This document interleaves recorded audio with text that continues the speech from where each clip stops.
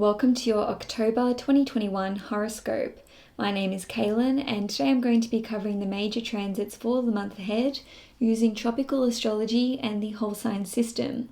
I strongly recommend that you watch your horoscope for your ascendant sign first and foremost, because it will be the most accurate for you overall.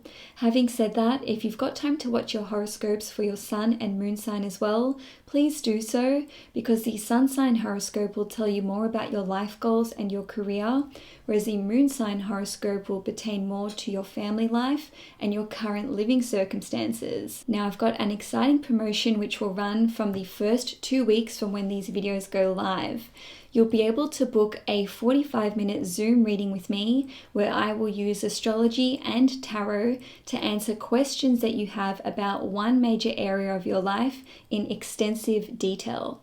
This service is normally priced at $120, but you can book this one for the first 2 weeks only for just $90. If you want to book this reading with me, or if you want to see the list of my services that are available, you can head to the link in the description box below. Now, before I get into the horoscopes, I just wanted to say to you guys, thank you so much for all of your warm words of welcome.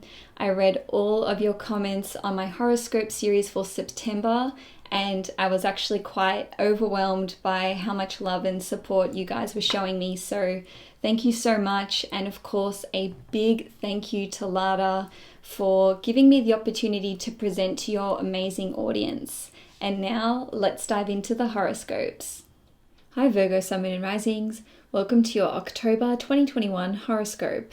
On the 1st of October or the 30th of September, depending where you live in the world, Venus in Scorpio in your 3rd house will square Jupiter in Aquarius in your 6th house. This transit will essentially lead to you having more work than you feel like you can handle. So Jupiter expands whatever it touches, and because Jupiter is in your 3rd house, which represents communications, it represents education, dealing with other people, writing projects, and literally just messaging, communicating, being on the phone, and so on and so forth. There may just be so much of this that you feel like you just really can't get a handle on it. And it's not really fair for us Mercury-ruled individuals, because Mercury will be retrograde as well. So it will really be compounding on that energy, which is kind of annoying. But I just want to say that this transit serves to show you that you have way more potential than what you are giving yourself credit for. And I say that because Venus rules over your 2nd house, which represents your priorities and what your values are, and that includes how much you value yourself. Now, Venus also rules over your 9th house, which represents seeing the bigger picture and your vision for the future. Now, Jupiter, like I said, will always expand whatever it touches. When Jupiter is in a harmonious aspect to another planet, such as a trine or a sextile, this comes about in a way which is very easy to deal with, or which is welcome. But in this instance, with this square aspect, which is a hard aspect, essentially we are being given more than we feel that we can handle to prove that we can actually handle it all. I mean, you guys are Virgos, I'm a Virgo moon, we've got this. Now, the way that this transit can play out on a more practical level is that you may just be dealing with people on a one-to-one basis way more than what you wanted to. And I say that because Jupiter rules over your 7th house of one-on-one relationships. So this can see you giving people advice. This can see anyone who's in a consulting role having lots of client appointments or doing lots of business deals. That also goes for anyone who works in property or anyone who works in real estate, because Jupiter rules over your 4th house of property matters. Now, this uncomfortable transit will lead, or can lead, to an increase in your earning capacity or even in your finances as it is. And I say that because Venus rules over your 2nd house of finances and resources.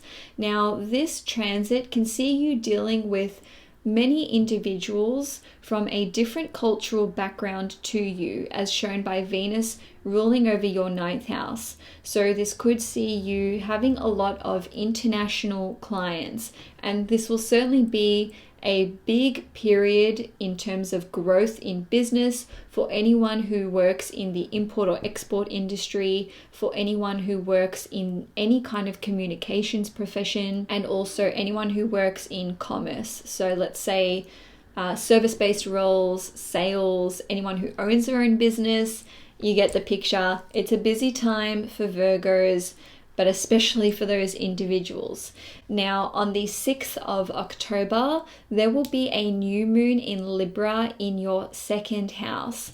And this new moon, which is at 13 degrees, will actually be in exact conjunction with Mars, and it will be in a wide conjunction with your ruling planet Mercury, which will be retrograde at this time. So this new moon in your 2nd house can see you welcoming an additional stream of income. Now, the 2nd house represents or rules over finances and resources, as well as your valuables and your possessions. Because this new moon in Libra is making an exact conjunction with Mars, which rules over your 3rd house and your 8th house, the way in which your finances may be increasing, or this additional stream of income could come about through launching a new business, whether that's online, or maybe you're just launching some new services or selling some new products, or perhaps you are starting some kind of new communications project. Maybe you're writing a book or a documentary. Maybe you're going to start your own YouTube channel, or maybe you have one, and now with this new moon in Libra, it is actually going to be monetized. So this new moon in Libra in your 2nd house will see your earning capacity increasing due to your own personal efforts that you put in. And I say that because it will be conjunct your ruling planet Mercury. Now, this transit is making a difficult aspect to Uranus in Taurus, and this is actually an exact inconjunction. So inconjunctions occur when we see a 150-degree aspect between two planets. So essentially, Libra and Taurus, they don't really understand each other. They're different in modality. They are different in Earth. Thankfully, they are both ruled by Venus. But the point that I'm trying to make here is that this inconjunction to Uranus in your 9th house, which represents you seeing the bigger picture and what you want your future to look like, it has a redirecting energy, or some kind of it throws out some kind of curveball from left field, and you're like, okay, I didn't know that I don't like making money in this way, or I didn't know that I'm not okay with my finances being this way. In any case, Uranus rules over your 6th house, which represents what you do for work, and it also represents your health. So maybe how you make money or how you want to make money is unsustainable in the long run in terms of the impact that it will have on your health. Perhaps while you've welcomed a new stream of income, by the same token, this has made you realize that you actually want to change up like the whole format of your daily working processes. Now, on a totally different level, this can see you just implementing some new kind of budgeting scheme or savings scheme. Now, lastly, with this new moon in Libra, maybe some of you guys are starting a new diet. And I say that because the 2nd house rules over what we eat. So for many of you, you may be changing up what you eat, or you could even just be having some kind of like makeover. The 2nd house rules over how we dress, it rules over our wardrobe, and it also rules over the 2nd half or the lower half of our face. So some of you may even be getting some kind of dental procedure done. Now, in terms of when it's a good time to act on what this new moon is bringing forth in your life, I would do so around the 9th or the 10th of October, because that is when we will see the Sun, Mars, and Mercury all being conjunct at 16 degrees Libra. So that's a great day for you to start the new diet, It's a great day for you to launch the new service online or put the new product up for sale, and so on and so forth. Now, between the 6th and the 19th of October, we will see 4 planets stationing direct, and in order, those are Pluto, Saturn, Jupiter, and Mercury. Thank God. Now, with Pluto stationing direct on the 6th or the 7th of October, in Capricorn in your 5th house, this can see there being some kind of rebirth that has taken place with regard to your creative projects and your hobbies and your passions. So this could be anything that you love doing, whether that is dancing, performance, writing, even if it's astrology. In any case, the fact that Pluto has been retrograde in the 5th house for the last 5 months shows that your enjoyment of these things, or even your talent in these areas, has undergone some kind of rejuvenation process, and it is now ready for rebirth.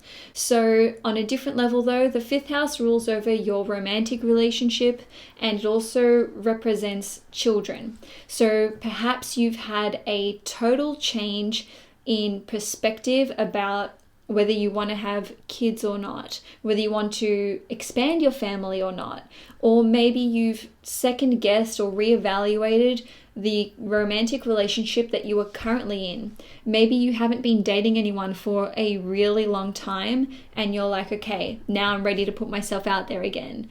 Or on the flip side of that, maybe you've been dating different people on and off and you're like, hey, I'm going to go through a period of just not dating. Maybe you want to become a celibate. I don't know. Now, on the 11th of October, Saturn will station direct in your 6th house, and the 6th house rules over your health, and it rules over work, and it also rules over those, mundane tasks or duties that we have to carry out that pretty much everyone hates except for Virgos. So the fact that Saturn is direct in your 6th house indicates that you can have more stability and security when it comes to health matters. Maybe you've got some health matter under control now. On a different level though, with Saturn being direct in your 6th house of work, your work processes or projects that you're working on can now run more smoothly. Maybe your relationship with your boss or with your employee has improved. Maybe you've found some common ground where you can finally work out your differences because you have an understanding with this other individual. Now, on the 18th of October, Jupiter will station direct in your 6th house. Jupiter rules over your 4th house of family. So the fact that Jupiter is now direct, following off the back of Saturn going direct in your 6th house, this can indicate that there may be some kind of conflict resolution when it comes to any kind of disagreements or issues that you've been experiencing with your family members. Now, the 6th house also rules over loans that we receive. So maybe you have received pre-approval for getting a home loan as represented by Jupiter ruling over your 4th house of property. Now on the 18th / the 19th of October, Mercury will station direct in your 2nd house in the sign of Libra. Of course, Mercury is your ruling planet and it rules over your 10th house, which represents your career. So with Mercury having been retrograde in the 2nd house of finances and resources, if there was pay that you were expecting that has been delayed, this can now come through. You can finally receive any kind of money that you have been anticipating or which, has been missing. For some of you, you may even just find money in your house or, in a coat pocket or something. Now, the 2nd house also represents your valuables and your possessions. So a valuable or a possession may be returned to you after this period, whether that is someone who borrowed it, or it could just be that you lost something and then you were doing some spring cleaning and then you just discover this thing that you thought you'd lost. Now, the 2nd house also rules over how we budget and how we plan financially speaking. So every time Mercury goes retrograde, it's about rethinking these things and coming up with better systems and processes to navigate the matters of that house. Now, on a different level, the second house represents anything that we value, and this includes how much we value ourselves. So because Mercury rules over your first house and your 10th house, many of you Virgos over this 3-week period where Mercury was retrograde may have come to discover that you are worth so much more than you are giving yourself credit for. This could lead you to asking for a raise from your boss or from your employer. Or this could just be that if you own your own business, if you are your own boss, maybe you're putting the price of your services up. Maybe you just feel like you've got this newfound confidence, and maybe this is translating in the public eye or in terms of, how people perceive you, as shown by Mercury ruling over your 10th house. So there's many different ways that this Mercury retrograde period will have impacted you Virgos. It doesn't have to be, one or the other. It could even be all of those aforementioned ways. Now, on the 19th of October, Mars in Libra in your 2nd house will trine Jupiter in Aquarius in your 6th house. Once again, the flavor of the month is finances and resources, as shown by Mars in your 2nd house. So Mars rules over your 8th house, which represents your mutual resources, and Jupiter, once again, rules over your 7th house, which represents your one-on-one relationships. So you may be loaning money to a family member, or perhaps you are just giving them money, and this could be helping them to pay off their mortgage, to buy a house. Maybe you're just giving them money so that they can afford to break lease and relocate elsewhere. On a different level, this can see you investing your money into some kind of term deposit, as shown by Mars ruling over your 8th house of mutual resources. Now, on the 20th of October, there will be a full moon at 27 degrees Aries in your 8th house. Every time we see a full moon take place, the moon and the sun are in exact opposition with one another. Now, the sun will actually be conjunct Mars and in a wide conjunction with Mercury in Libra in your 2nd house. So your 2nd and your 8th house, which are money houses, are both being heavily activated by this full moon. So some of you may receive help from another person, as represented by the full moon in the 8th house of your mutual resources. This could be financial help to pay off a loan, which is represented by the full moon sextiling Jupiter in your 6th house, or this could be money or financial assistance to help pay off a medical fee or court case fees, as also represented by the 6th house. Now, this help could come from a family member, which is represented by Jupiter ruling over your 4th house of family, or it could just be another individual, or even your romantic partner, as represented by Jupiter ruling over your 7th house. I know that the previous transit was you helping them, and now it's them helping you, but just remember that this is a general reading, so this could play out in any number of different ways for you. Now, on a different level, there may be a court case ruling which basically denotes that you must be paid child support or alimony, as indicated by this full moon in your 8th house. Full moons indicate the ending of a chapter in our lives or a situation reaching its peak. Now, on a different level, the 8th house rules over spontaneous and miraculous healings, and I don't want to, put false hope into your mind. I just want to make you open to the idea that you could suddenly experience a reprieve from some kind of health issue or health ailment, and this is also backed up by the sextile to Jupiter, which represents a blessing taking place in your 6th house of health. So just be open to receiving some kind of healing information or a healing experience, whether that is with a medical practitioner as represented by Jupiter in the 6th house, or this could even be something which is more esoteric or occult and spiritual in nature as represented by the 8th house. Now, lastly, with this full moon in your 8th house, it is actually making a pretty tight square to Pluto in Capricorn in your 5th house. Now, the 5th house represents experiencing joy and happiness. And with this square aspect, which is quite challenging and confronting, I interpret this as you experiencing some kind of victory or win where even though on paper it looks really good and you're like, yes, this is such an achievement, maybe I've achieved this big milestone, maybe it's a financial milestone,